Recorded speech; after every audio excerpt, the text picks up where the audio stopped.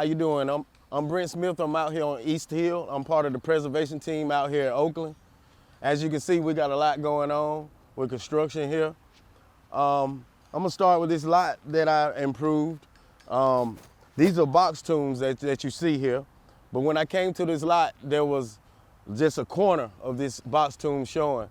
So what I did, I strategically took the stone out of the ground real carefully so we wouldn't break any to pieces. We set them over to the side.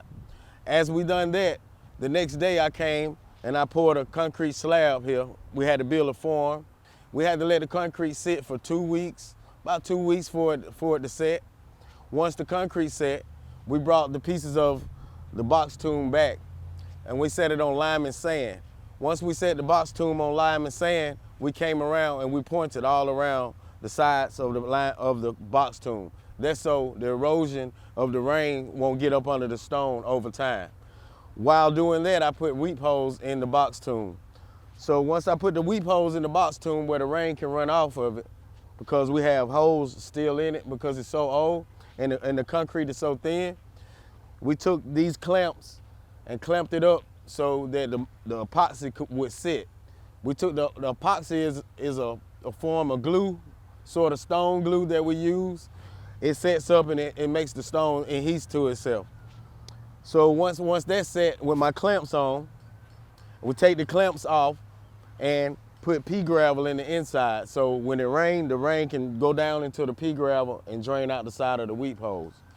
Once I get all that together, the gardens come through and plant shrubs and flowers to make it more beautiful. When I came to my headstone here, it was off level a little bit, so I picked it up with it. We got this thing called a tripod. I picked it up with a chain horse and I leveled it out and put the level on it and make sure it was upright, both directions. Once I did that, I noticed that the cradling was broken, so I took the cradling and I scored it.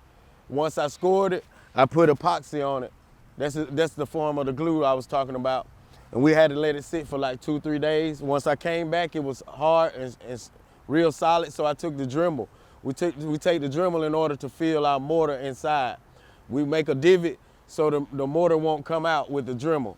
So once we do that, we come back and we fill it with the color that best matches the cradling. Once I fill it and bring it back down to the ground, we make sure it have enough bite where it won't tip over in the future.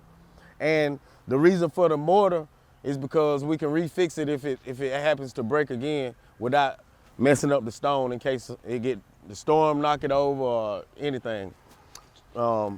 So with that being said, we have a lot of work going on in East Hill. Y'all follow us on Instagram, HOF Pro Team in Oakland. You check us out. Thank you.